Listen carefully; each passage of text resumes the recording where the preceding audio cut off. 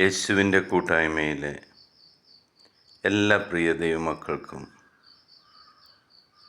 പുതിയൊരു ദിവസത്തിൻ്റെ ദൈവാനുഗ്രഹം നിറഞ്ഞ ഒരു ദിവസത്തിൻ്റെ എല്ലാവിധ ആശംസകളും നേരുന്നു. ദൈവത്തോടുള്ള സ്നേഹത്തെ പ്രതി, ദൈവവചനത്തിലുള്ള വിശ്വാസം പ്രതി ഓരോ ദിവസവും ദൈവവചനം ശ്രവിച്ചും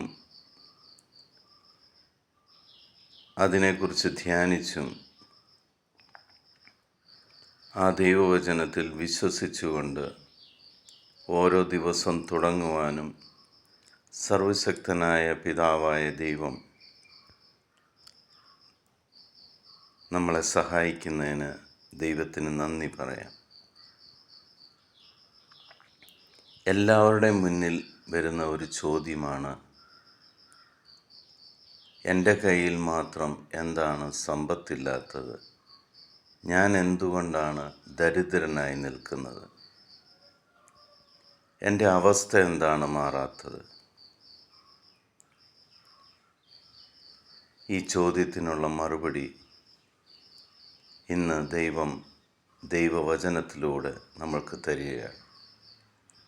ഇന്ന് നമ്മൾ ശ്രവിക്കുന്ന തിരുവചന ഭാഗം 127 സങ്കീർത്തനം 2 തിരുവചനം. അതിരാവിലെ എഴുന്നേൽക്കുന്നതും വളരെ വൈകി കിടക്കാൻ പോകുന്നതും കഠിന പ്രയത്നം ചെയ്ത് ഉപജീവിക്കുന്നതും വ്യർത്ഥമാണ്. തൻ്റെ പ്രിയപ്പെട്ടവർ ഉറങ്ങുമ്പോൾ കർത്താവ് അവർക്ക് വേണ്ടത് നൽകുന്നു.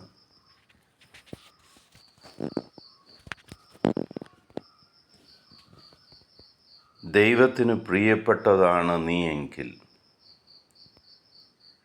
നിനക്ക് വേണ്ടതെല്ലാം ദൈവം നീ ഉറങ്ങുന്ന സമയത്ത് നിന്റെ കൈകളിൽ എത്തിച്ചു തരും. നിന്റെ ബാങ്ക് അക്കൗണ്ടുകൾ നീ ഉറങ്ങുന്ന സമയത്ത് സമൃദ്ധമാകും.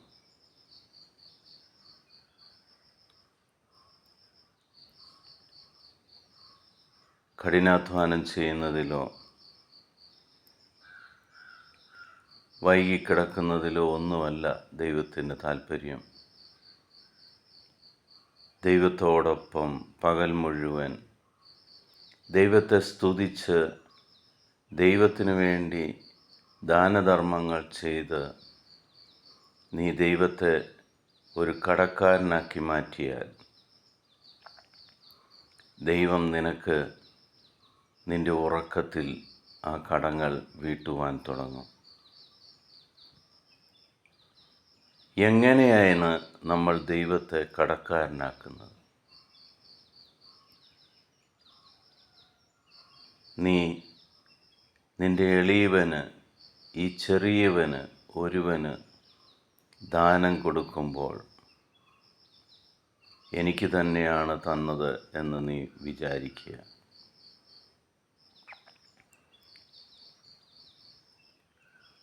ഉള്ളവർക്ക് കൊടുക്കുവാൻ എല്ലാവർക്കും താല്പര്യം.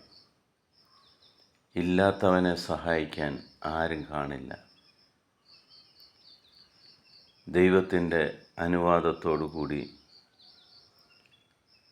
പാവപ്പെട്ടവരായ മനുഷ്യരെ, അർഹിക്കുന്നവരെ സഹായിക്കുവാൻ നിന്റെ ഇല്ലായ്മയിലും നീ അതിന് മുൻകൈയെടുത്താൽ ദൈവം നിനക്ക് കടക്കാരനായി മാറും.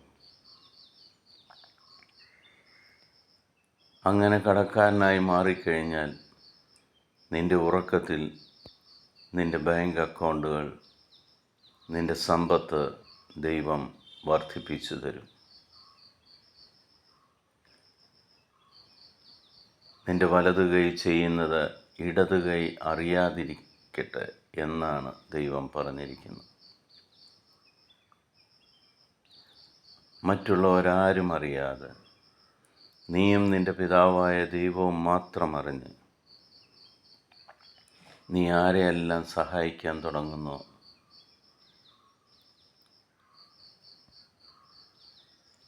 അപ്പോൾ മുതൽ നിന്റെ സമ്പത്ത് വർദ്ധിക്കുവാൻ തുടങ്ങും.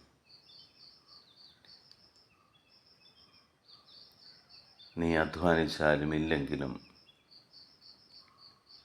നിന്റെ ബാങ്ക് അക്കൗണ്ടുകൾ നിറഞ്ഞു വരും. കാരണം ദൈവം നിന്റെ കടക്കാരനായി മാറിയിരിക്കുക.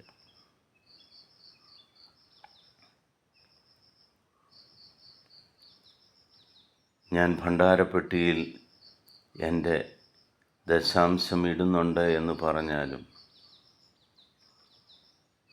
അത് ദൈവം ആഗ്രഹിക്കുന്നവരുടെ കയ്യിലെത്തില്ല. അത് ആ ഭണ്ഡാരം സൂക്ഷിപ്പുകാരൻ്റെ ചിലവുകൾ മാറിയിട്ട് മാത്രമേ അവൻ ആഗ്രഹിക്കുന്ന വ്യക്തികൾക്ക് അത് പങ്കുവയ്ക്കത്തുള്ളൂ. അതേസമയം നീയും നിന്റെ ദൈവവും ആഗ്രഹിക്കുന്ന ഓരോ വ്യക്തികൾക്കും, നിന്റെ മുന്നിൽ ഇന്ന് കൈനീട്ടുന്ന ഏതൊരു വ്യക്തിക്കും, അവൻ ആരാണെന്നോ അവൻ്റെ അവസ്ഥ എന്താണെന്നോ ആലോചിക്കാതെ നീ ദൈവനാമത്തിൽ അവന് കൊടുക്കുമ്പോൾ ദൈവം നിന്റെ കടക്കാരനായി മാറുന്നു. അങ്ങനെ ദൈവം നീ ഉറങ്ങുമ്പോൾ നിന്റെ കടങ്ങൾ വീട്ടുവാൻ തുടങ്ങും. പിതാവായ ദൈവത്തിൻ്റെയും പുത്രനായ യേശു ക്രിസ്തുവിൻ്റെയും പരിശുദ്ധാത്മാവിൻ്റെയും കൃപയും അനുഗ്രഹവും സമാധാനവും നിങ്ങൾക്കെല്ലാവർക്കും ഉണ്ടാകട്ടെ. നിങ്ങളുടെ കയ്യിലുള്ളതെല്ലാം ദൈവത്തിൻ്റെ ദാനമാണെന്ന് മനസ്സിലാക്കുക. നിൻ്റേതെന്ന് പറയുവാൻ ഈ ഭൂമിയിൽ ഒന്നുമില്ല. അങ്ങനെയായിരിക്കെ നീ എന്തിനാണ് എല്ലാം പിടിച്ചു വയ്ക്കുന്നത്? ദൈവം അറിഞ്ഞുകൊണ്ട് മറ്റുള്ളവരെ സഹായിക്കുക. അങ്ങനെ ദൈവം നിൻ്റെ കടക്കാരനായി മാറട്ടെ. ഈ നിമിഷം ലോകത്തിലെ 800 കോടിയിലധികം വരുന്ന എല്ലാ മക്കളെയും ദൈവസന്നിധിയിലേക്ക് നമുക്ക് സമർപ്പിക്കാം. ദർശനങ്ങളാലും അടയാളങ്ങളാലും അനുഗ്രഹങ്ങളാലും ദൈവം അവരെയെല്ലാം തൻ്റേതാക്കി മാറ്റട്ടെ. ലോകസമാധാനത്തിന് വേണ്ടി പ്രാർത്ഥിക്കാം. യുദ്ധങ്ങൾ ഒഴിവാകുവാൻ വേണ്ടി പ്രാർത്ഥിക്കാം. രോഗികളായിരിക്കുന്ന എല്ലാ മക്കളുടെയും സൗഖ്യത്തിനായിട്ട് പ്രാർത്ഥിക്കാം. സ്നേഹസമ്പന്നനായ യേശു ക്രിസ്തുവിൻ്റെ സമാധാനം നിങ്ങൾക്കെല്ലാവർക്കും ഞാൻ നൽകുന്നു. ഈശോ മിശിഹായ്ക്ക് സ്തുതിയായിരിക്കട്ടെ.